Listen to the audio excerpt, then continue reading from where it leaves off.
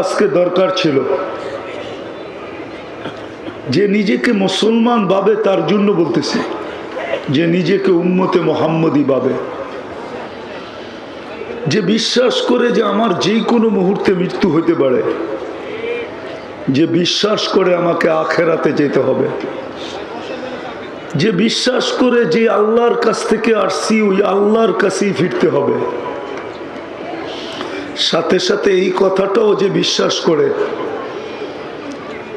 যে আল্লাহর কাছে আমাকে হিসাব কিতাব দিতে হবে। হিসাব কিতাব থেকে বাঁচার সুযোগ কারো নাই।